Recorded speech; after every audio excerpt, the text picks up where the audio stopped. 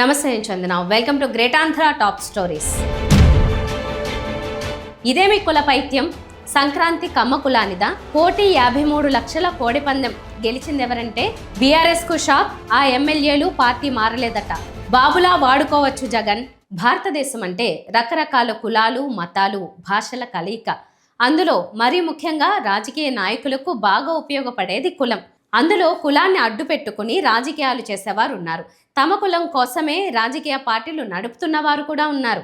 ఇక ఏపీలో అయితే కుల రాజకీయాలకు పెట్టింది పేరుగా మారింది. అందులోనూ కమ్మ సామాజిక వర్గానికి చెందిన కొందరి అతిని చూస్తుంటే ఏంట్రా వీళ్ళు ఇలా తయారయ్యారు అనే పరిస్థితికి తెచ్చుకున్నారు. తాజాగా టీడీపీ మీడియాలో యాంకర్గా పనిచేసే యాంకర్ అమ్మ సంక్రాంతి పండగ అంటే కమ్మవారి పండగనే అనేసింది. అందులోనూ కమ్మవారి వంటల కోసం ఇతరులు ఎదురు చూస్తారని, కమ్మవారు పండించే ధాన్యం, మామిడి పంటలు అంటూ తెగ ఊగిపోతూ కమ్మని భోజనం కమ్మవారిదే, కోడి పందాలు కూడా కమ్మవారిదే, హరిదాసులకు అయినా ఎవరికైనా సహాయం చేసేదే కమ్మవారు అంటూ కమ్మవారి గురించి గొప్పలు చెప్పేసింది. యాంకరమ్మ ఒకటి మాత్రం వదిలేసిందే, సంక్రాంతి కమ్మవారిదే అని మాత్రం చెప్పేసింది. కానీ ఇతర కులాల వారు సంక్రాంతి పండుగ చేసుకోకూడదు అని మాత్రం చెప్పకుండా వదిలేసింది. లేకపోతే తమ ప్రభుత్వమే కదా, ఎవరైనా ఇతరులు సంక్రాంతి పండుగ చేస్తే రోడ్ల మీద తిప్పుతూ జైలుకు పంపుతామని చెప్పకపోవడం సంతోషించాల్సిన విషయం. అయినా సంక్రాంతి పండుగ అంటే వేద పండితులు పురాణాల్లో ఆ పండుగకు ఒక చరిత్ర ఉందని చెప్తారు. ఇలా సంక్రాంతి పండుగ కమ్మవారి పండుగ అని చెప్పి తమ కులాన్ని ఇబ్బందుల పాలు చేయడం తప్ప ఎవరికీ ఉపయోగం? ఇన్ని రోజులు సంక్రాంతి పండుగ అంటే రాయలసీమ, ఉత్తరాంధ్రాలకు చెందనిది అని, ఇది కేవలం గోదావరి జిల్లాలకే పరిమితమని కొందరు అనడం చూసాం. కానీ ఇప్పుడు మరోసారి అధికారంలోకి రాగానే యాంకర్ అమ్మ సంక్రాంతి పండగ కమ్మవారిదే అని చెప్తోంది. గతంలోనూ ఒక మాజీ ఎంపీ తిరుమల వెంకటేశ్వర స్వామి వారిని వెంకయ్య చౌదరి అనడం చూసాం, విన్నాం. ఇప్పుడు ఇది చూస్తున్నాం. తమ సామాజిక వర్గానికి చెందిన నాయకుడు సీఎం పదవిలో కూర్చున్నాడు. ఇక ఏది మాట్లాడినా, ఎవరిపైన ఏదైనా విమర్శలు చేసినా మాట్లాడడానికి ఎవరు సహించరు. ఒకవేళ వారు మాట్లాడితే తమ మీడియాను, అధికారాన్ని అడ్డు పెట్టుకుని రకరకాలుగా కేసులు, విమర్శలు చేస్తూ అందరినీ నోళ్లు మూయిస్తున్నవారు. ఇప్పుడు సంక్రాంతి మాదే అన్నారు. ఇకపై ఉగాది, దసరా మొదలైన పండుగలు కూడా తమవే అని చెప్పినా ఆశ్చర్యపడిన అవసరం లేదని ప్రజలు అనుమానిస్తున్నారు. సంక్రాంతి అంటేనే కోడి పందాల బరి. ముఖ్యంగా సంక్రాంతి కోడి పందాలకు గోదావరి జిల్లాలు ప్రసిద్ధి. ఈ దఫా 1,53,00,000 కోడి పందెం ఒక బరిలో జరగడం సర్వత్రా చర్చనీయాంశమైంది. ఇంతకు ఆ భారీ పందెం ఎక్కడ జరిగింది, ఎవరు గెలిచారో తెలుసుకుందాం. పశ్చిమ గోదావరి జిల్లా తాడేపల్లిగూడెంలో సంక్రాంతి రోజు కోడి పందాలు భారీగా జరిగాయి. తాడేపల్లిగూడెంలోని పైబోయి వెంకటరామయ్య బరిలో కోట్లాది రూపాయల పందెం. ఈ బరిని చూడ్డానికి ఎక్కడెక్కడి నుంచో జనం తండోపతండాలుగా వెళ్లారు. గుడివాడ ప్రభాకర్ సేతువ, రాజమండ్రి రమేష్ డేగా మధ్య పందెం పోటీ హోరాహోరీని తలపించింది.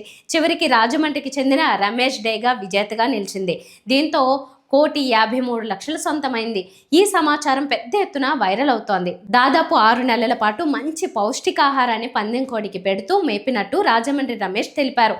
భారీ మొత్తంలో పందెం గెలవడంతో స్నేహితులతో కలిసి ఆయన సంబరాలు చేసుకున్నారు. ఈ దఫా కోడి పందాలపై కూటమి సర్కార్ చూసి చూడనట్టు వ్యవహరిస్తోంది. బీఆర్ఎస్ ఎమ్మెల్యేల ఫిరాయింపుపై స్పీకర్ ప్రసాద్ కీలక తీర్పు వెలువరించారు. బీఆర్ఎస్ ఎమ్మెల్యేలు కాళే యాదయ్య, పోచారం శ్రీనివాసరెడ్డి కాంగ్రెస్లో చేరారనేందుకు తగిన ఆధారాలు లేవని స్పీకర్ ఇవాళ వెలువరించిన తీర్పులో స్పష్టం చేశారు. అందుకే ఆ ఇద్దరిపై అనర్హత అనే ప్రశ్నే ఉత్పన్నం కాదని స్పష్టమైంది. బీఆర్ఎస్ నుంచి 10 మంది ఎమ్మెల్యేలు కాంగ్రెస్లో చేరారని, వారిపై అనర్హత వేటు వేయాలని ఆ పార్టీ న్యాయ పోరాటం చేసిన సంగతి తెలిసిందే. ఈ వ్యవహారం సుప్రీంకోర్టు వరకు వెళ్ళింది. సుప్రీంకోర్టు ఆదేశానుసారం స్పీకర్ ప్రసాద్ అనర్హతపై తేల్చే ప్రక్రియకు శ్రీకారం చుట్టారు. ఇందులో భాగంగా ఇరుపక్షాల వాదనల్ని పలుమార్లు ఆయన విన్నారు. ఈ క్రమంలో గత నెల 18న 5 ఎమ్మెల్యేలు తెల్లం వెంకట్రావు, బండ్ల కృష్ణమోహన్ రెడ్డి, టి ప్రకాష్ గౌడ్, గూడెం మహిపాల్ రెడ్డి, అరికెపూడి గాంధీ పార్టీ ఫిరాయించినట్టు ఎలాంటి ఆధారాలు లేవని స్పీకర్ తీర్పు చెప్పారు. దీంతో వారిపై అనర్హత వేటు వేయాలన్న పిటిషన్ను ఆయన డిస్మిస్ చేశారు. ఆ తర్వాత కాళే యాదయ్య, పోచారం శ్రీనివాసరెడ్డి అనర్హతపై సంక్రాంతి రోజు స్పీకర్ తీర్పు ఇవ్వడం విశేషం. రాజకీయానికి ఏది అనర్హం కాదని ముఖ్యమంత్రి చంద్రబాబు నాయుడు గట్టి విశ్వాసం. మరి ముఖ్యంగా హిందువుల ముఖ్యమైన పండుగలను పురస్కరించుకుని టీడీపీ నాయకులు, కార్యకర్తలతో మాట్లాడాలనే ఆలోచన రావడం చంద్రబాబుకే చెల్లింది. ఇలాంటి ఆలోచన వైఎస్ జగన్ ఏనాడు చేయలేదు, చేస్తారనే నమ్మకం కూడా లేదు. పండుగ అంటే ఎవరి హడావుడిలో వాళ్ళు ఉంటారని జగన్ అనుకునే రకం. కానీ చంద్రబాబు మాత్రం మరోలా ఆలోచిస్తారు. ఈ పండుగను కూడా ఒక సందేశం ఇవ్వడానికి వాడుకోవాలని బాబు ఆలోచించారు. వెంటనే ఆచరణలో పెట్టారు. రాజకీయాన్ని చంద్రబాబు శ్వాసిస్తారనేందుకు ఇదే ఉదాహరణ.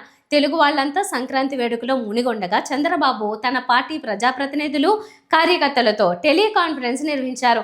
తమ పాలనలో ప్రతి కుటుంబం సుఖ సంతోషాలతో జీవిస్తోందన్న సందేశాన్ని జనంలోకి తీసుకెళ్లాలని చంద్రబాబు పిలుపునిచ్చారు. సంక్షేమం, అభివృద్ధితో సుపరిపాలనకు నాంది పలికినట్టు ఆయన చెప్పుకొచ్చారు. ఇవి వాళ్ళ టాప్ స్టోరీస్. మరిన్ని అప్డేట్స్తో కలుద్దాం. నమస్తే.